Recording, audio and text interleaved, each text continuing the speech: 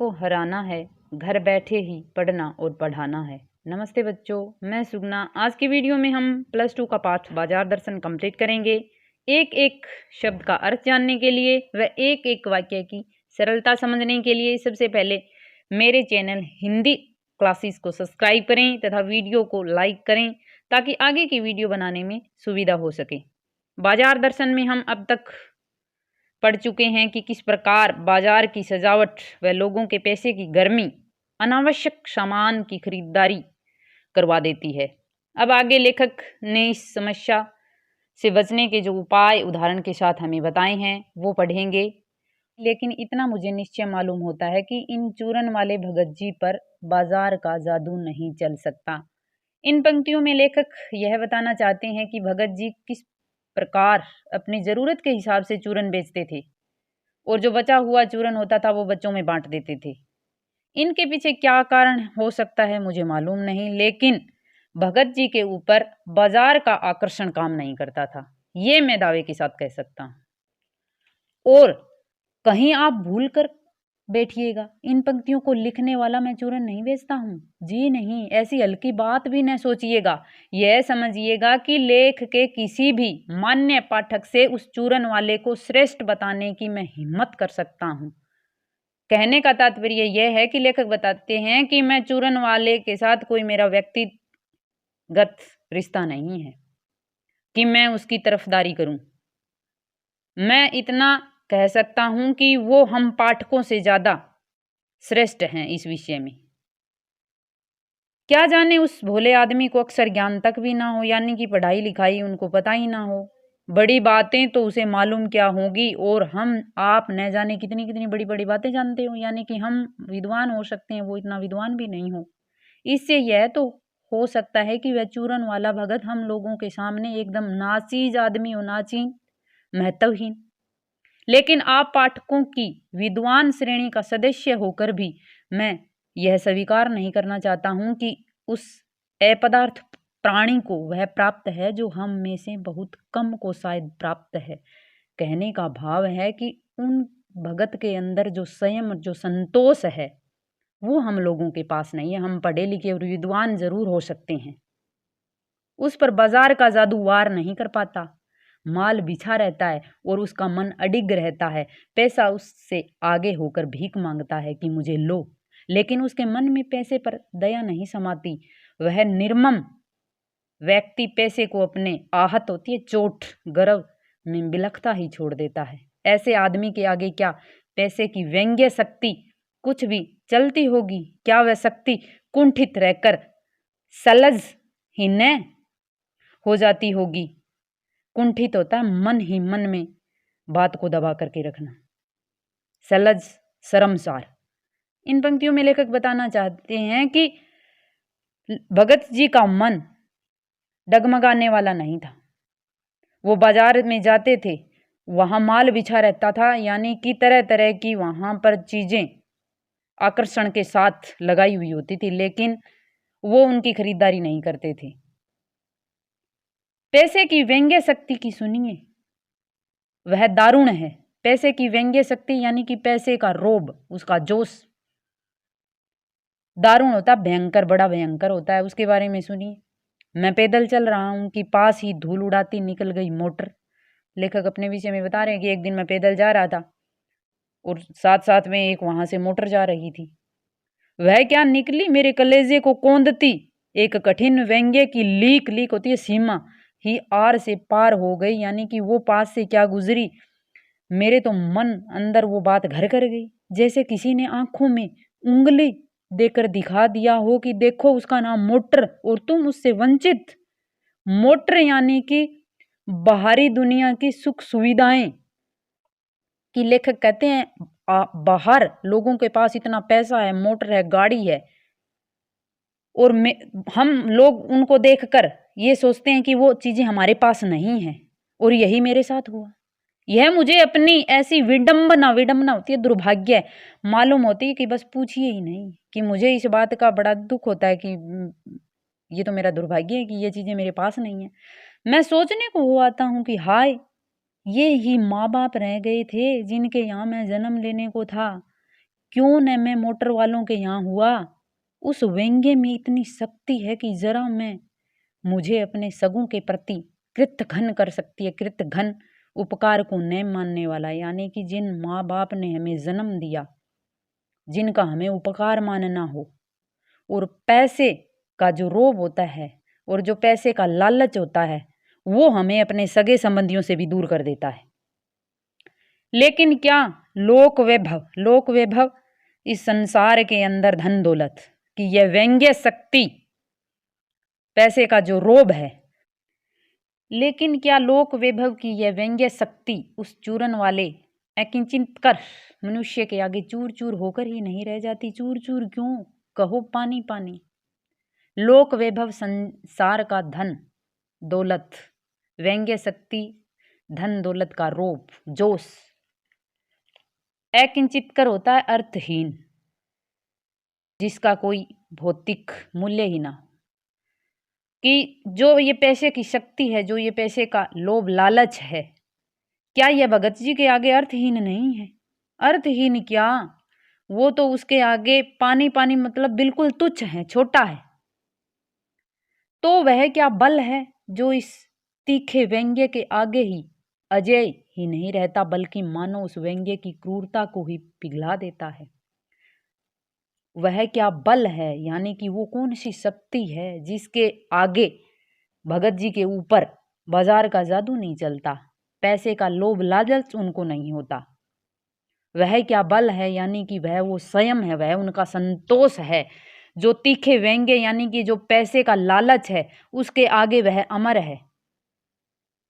उस बल को नाम जो दो, उस बल को यानी उस संयम को, उस संतोष को कोई भी नाम दे सकते हैं, पर वह निश्चय उस तल की वस्तु नहीं है। यह जो उनकी शक्ति है, जो पैसे के आगे नहीं चलती, बाजार के आकर्षण के आगे नहीं चलती, वो इस पृथ्वी के ऊपर नहीं है, क्योंकि यहाँ तो सभी लालची हैं, सभी इच्छाओं के बल में गिरे हुए हैं। जहां पर संसारी वैभव फलता फूलता रहता है वह कुछ अपर जाति का तत्व है, वो कुछ अन्य ही लोग हम इसको कह सकते हैं।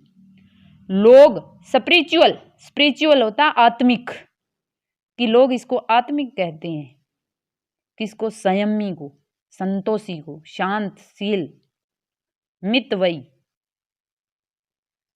आत्मिक, धार्मिक, नैतिक कहते हैं। कि कौन सा भी हम नाम दे सकते हैं कि वो आत्मिक है, धार्मिकता है, उसमें नैतिकता है। मुझे योग्यता नहीं कि मैं उन शब्दों में अंतर देखूं और प्रतिपादन करूं, मुझे शब्द से सरोकार नहीं, मैं विद्वान नहीं कि शब्दों पर अटकूं, लेकिन इतना तो है कि जहां तृष्णा है, बटोर रखने की स्पृहा है, स्पृहा होती है इच्छा, तृष्णा, लालच, कि मैं नहीं बता सकता कि जो भगत जी के पास संयम और संतोष है उसका क्या कारण है, उसको क्या नाम दिया जा सकता है, किस प्रकार उसको प्रतिपादन किया जा सकता है, कैसे उसको हम पुकार सकते हैं, और क्या कारण है कि वो और लोगों से भिन्न है।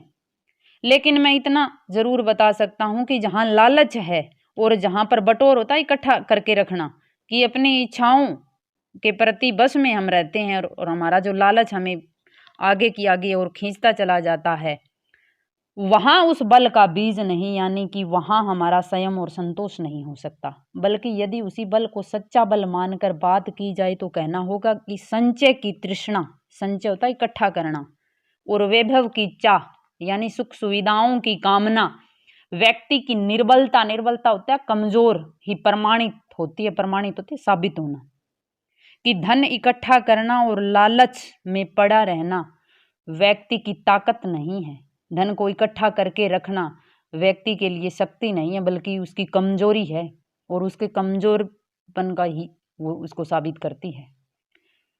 निर्बल ही धन की ओर झुकता है, कमजोर व्यक्ति धन की ओर झुकता है, वह बलता है, वह कमजोरी है। वह मनुष्य पर धन की ओर, चेतन पर जड़ की विजय है।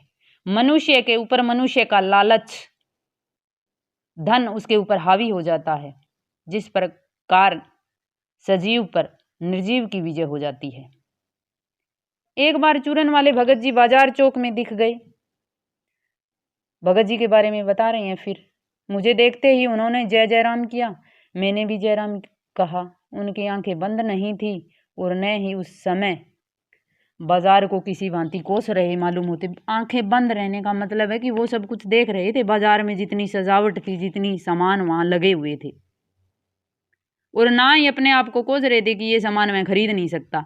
राह में बहुत लोग, बहुत बालक मिले जो भगत जी द्वारा पहचाने जाने के इच्छुक थे कि यहाँ बाजार के अंदर सब लोगों को वो जानते थे, यानी कि बाजार में उनका आना जाना लगा रहता था।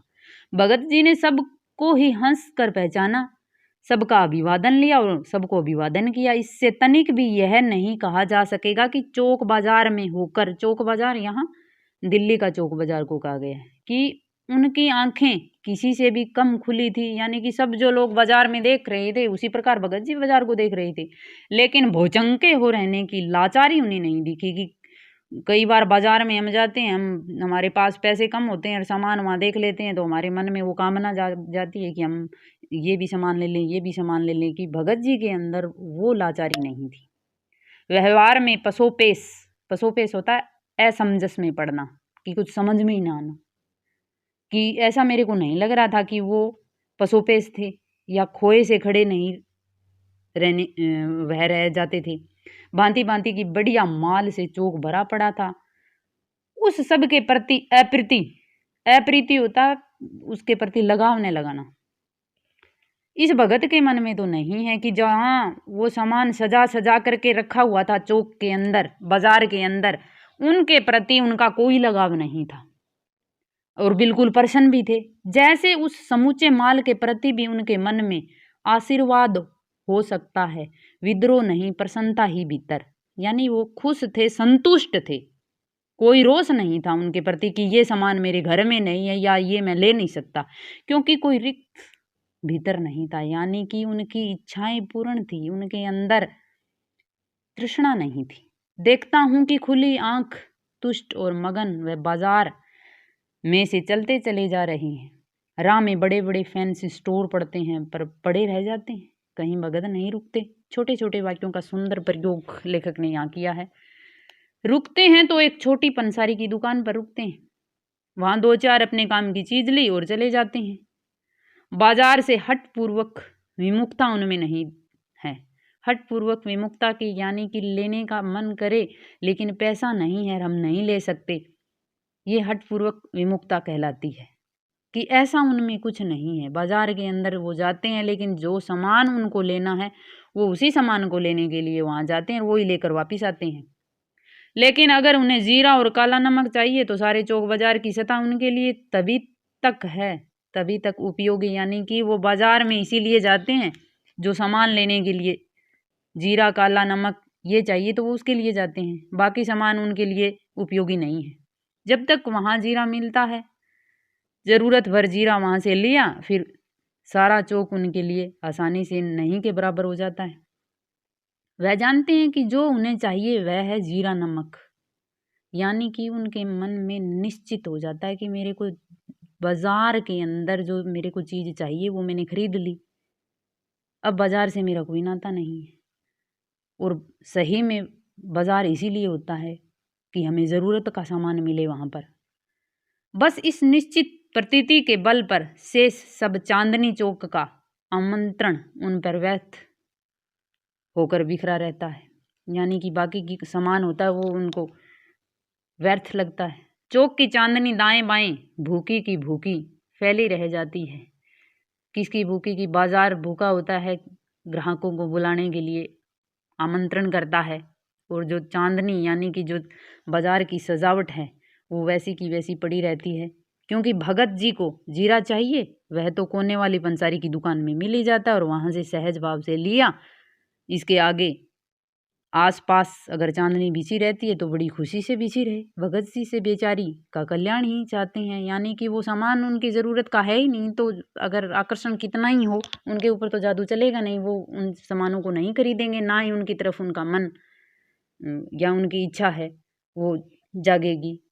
यहाँ मुझे ज्ञात होता है कि बाजार को इतनी सारी बातें भगत जी के बारे में हमारे सामने क्यों रखी है लेखक ने, वही बात बताने के लिए कि यहाँ मुझे ज्ञात होता है कि बाजार को सार्थकता होता है सही मायने देना जिसको, कि बाजार का जो सही अर्थ होता है कि क्या होता है कि मनुष्य को ज़रूरत की चीज़ें उपलब्ध कराना, कि वही मनुष्य देता है जो जानता है कि जो मनुष्य को ज़रूरत होती है वही चीज़ें बाजार के अंदर उपलब्ध होती है और वही लेनी चाहिए, क्या चाहता है। और जो नहीं जानते कि वे क्या चाहते हैं, कि जिनको पता ही नहीं, बाजार चले गए कि ये चीज़ मेरे काम की है, कितने दिन चलेगी, कैसे लेनी है, अच्छी है नहीं है, और बिना मतलब के न जाने कितनी चीज़ खरीद लेते हैं। अपनी परचेंजिंग पावर के गर्व में अपने पैसे से केवल एक विनाशक शक्ति, शैतानी शक्ति, विनाशक शक्ति, शैतानी शक्ति, व्यंग्य की शक्ति,